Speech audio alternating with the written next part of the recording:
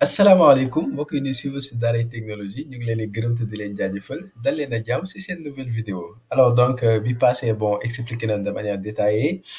structure de stockage yi ne am par exemple si JavaScript par exemple fi nga xam ne moom foofu nga mën a stocké ay valeurs si variable mën nga si stocké ay valeurs si tableau yi mën nga si stocké plusieurs valeurs ci objet yi aussi par exemple si carte yi également donc vidéo bi n'est-ce pas dañuy continuer uniquement avec les tableaux ma wax leen par exemple lan moo tax ñu war a jàng tableau yi n'est-ce pas donc et nan la ñuy utiliser tout simplement les tableaux donc pour cela damay créer fii benn fichier ma tuddee ko index point html donc si biir ma def point d'exclamation entrée donc fii ma créé juste benn balise scriptant alors donc alors lan moo tax par exemple ñu war a créer les tableaux bon déjà première chose bi mooy en fait pour stocker plusieurs valeurs n'est-ce pas mënuñu utiliser les variables pour stocker plusieurs valeurs de types différents forcément dañuy utiliser par exemple les tableaux loolu benn la donc ñaareel bi mooy tey jii supposons que par exemple ma ni leen ngay def la gestion des voitures par exemple ngay jaay ay auto léegi ma ne la par exemple yow pour le moment 3 auto kese nga am ma ne la léegi auto yooyu damaa bëgg nga afficher ma leen nan ngay def loolu question la par exemple ñetti auto nga am léegi auto yi damaa bëgg par exemple nga afficher ma leen ci écran bi léegi nan nga leen di afficher di nga gis koo xam ne danaan la oui donc d'accord donc damay déclarer 3 variables par exemple ma def auto 1 égale à par exemple Toyota supposons que auto Toyota la bon bu la neexoon au lieu de auto ay ngeen def car wala lu leen neex donc fii auto la sentir n'est-ce pas auto 2 ma def par exemple Volvo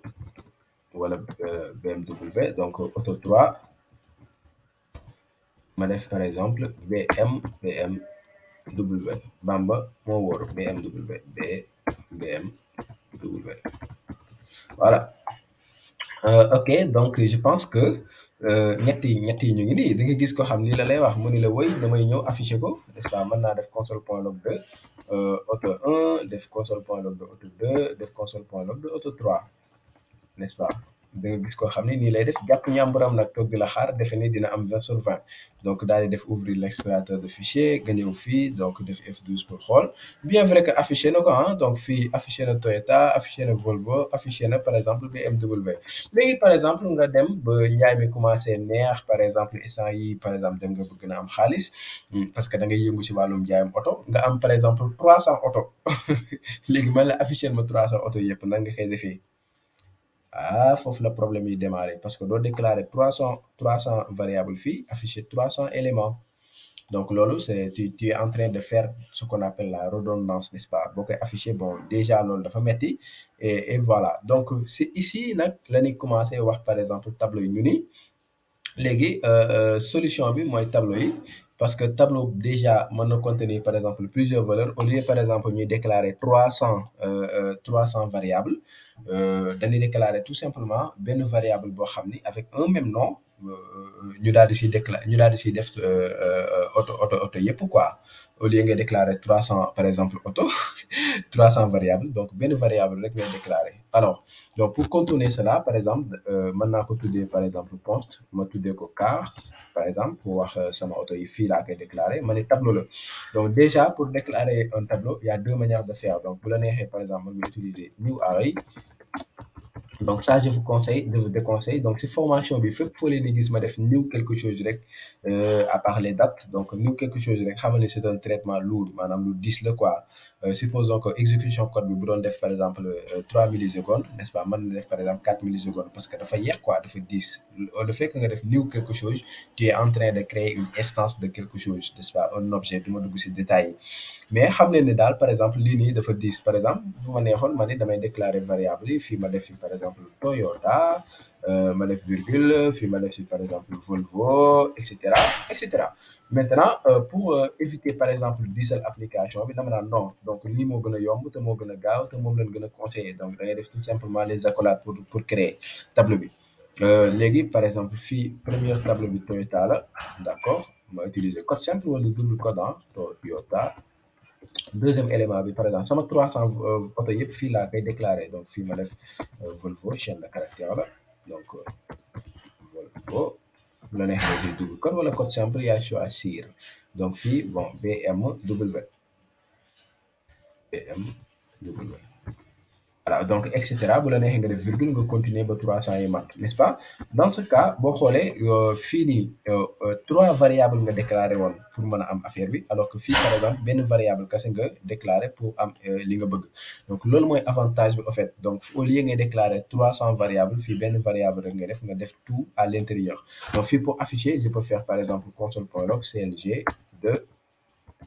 de case par exemple là mën naa def par exemple console.log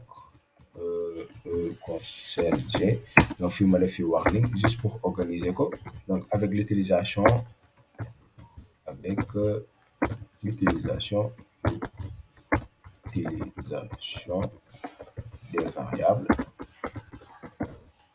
n'est-ce pas déconseillé bien mu fi nekk di wax déconseillé donc fii ma ne avec l'utilisation des tableaux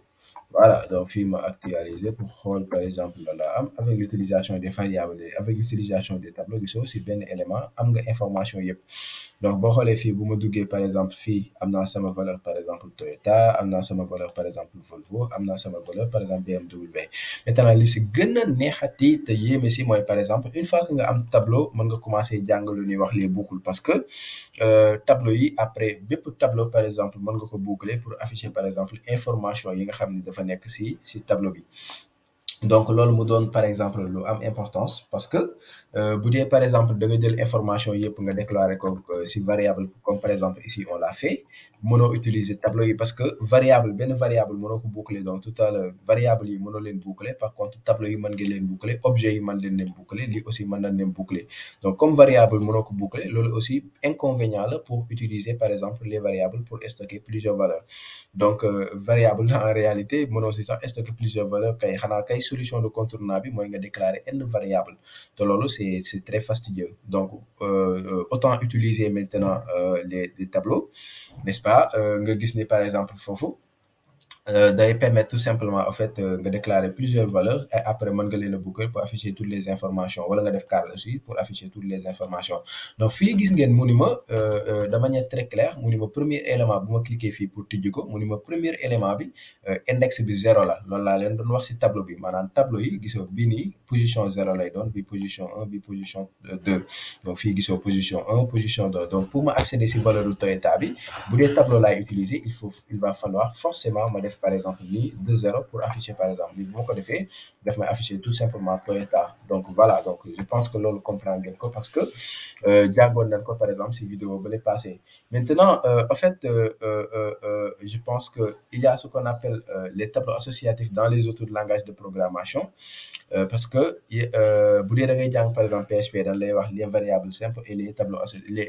les variables les tableaux simples et les tableaux associatifs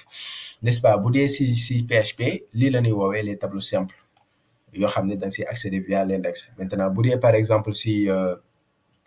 langage bu PHP aussi lii nii dañ koy woowee tout simplement les tableaux associatifs donc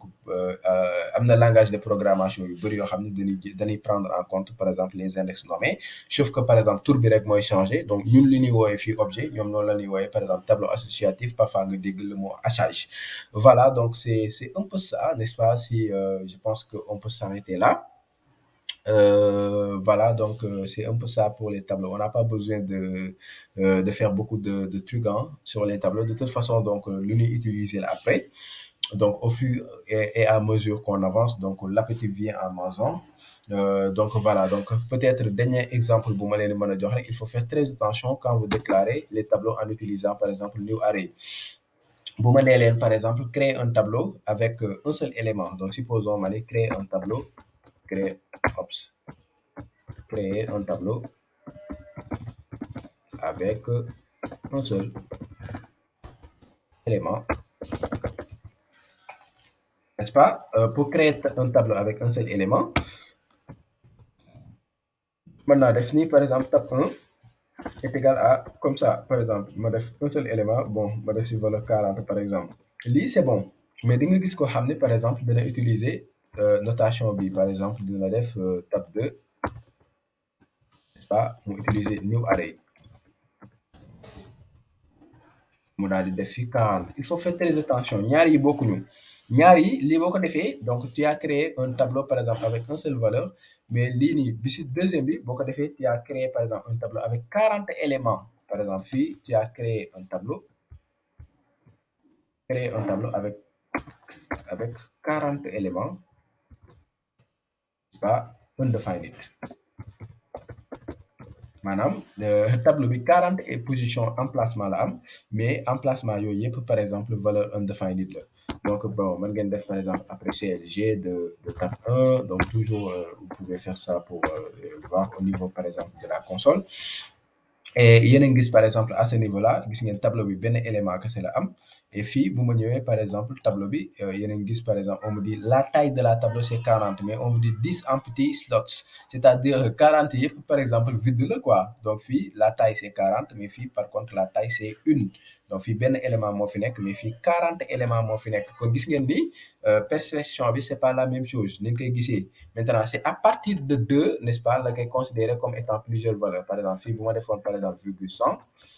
bu ma defoon par exemple virgule 100, maintenant du créer benn tableau de 40 valeurs ah. Donc yéen a ngi gis fii par exemple fii 10 c'est un tableau de 2 éléments, mais bu dee benn valeur kese la nga ko jox ni mu koy interpréter du doon benn. Bu dee benn valeur nga jox new array daf koy interpréter tout simplement benn tableau boo xam ni 40 emplacements lay am vide. Mais bu dee da nga commencé jox par exemple deux valeurs nga ne ah d'accord, donc kon tableau bi taille am 2 la, n'est-ce pas, 2 valeurs rek la am. Donc voilà, donc yooyu ay nuances la yoo xam ne développeurs yi parfois duñ si bàyyi xel, et que bu dee da ngay programmer benn application bu ngand mën na la jural ay fitna yu rëy a rëy te loolu yéenewuma leen ko vraiment. Donc lu mën a jàpp à ce niveau là rek mooy il y a deux manières de créer des tableaux, soit par exemple ñu utiliser les crochets, n'est-ce pas, loolu laa leen di conseiller, c'est ça qui est conseillé. Soit nga utiliser new array, c'est ça que je vous déconseille, non seulement pour des problèmes de performance, mais pour des problèmes de floutage. Parce que fii di nga gis développeur boo xam ne danaan je vais créer par exemple un tableau d'un élément, alors que li mu créé c'est pas tableau benn élément, mais tableau de 40 éléments te élément bu ci nekk undefined la valeur. Donc voilà, donc je pense que on a tout dit concernant les tableaux. Dinañ ñëwaat par exemple ci tableau yi, parce que dinañ jàng les propriétés et les méthodes par exemple de l'objet array. Par exemple nan la ñuy manipuler tableau yi, nan la ñuy accéder par exemple si valeur tableau yi, nan la ñuy par exemple supprimer par exemple benn valeur tableau, nan la ñuy ajouter benn information si tableau bi. Il y a plusieurs méthodes yoo xam ne dinañ ko jàng, comme par exemple push, comme pop, comme shift, comme unshift, comme length, et cetera. Bu leen yàkkamti sama gars yi, bu jotee rek bu ñoree rek neex comme gars yi dañ koy waxee. Donc ma jox leen rendez-vous si beneen vidéo incha allah, voilà.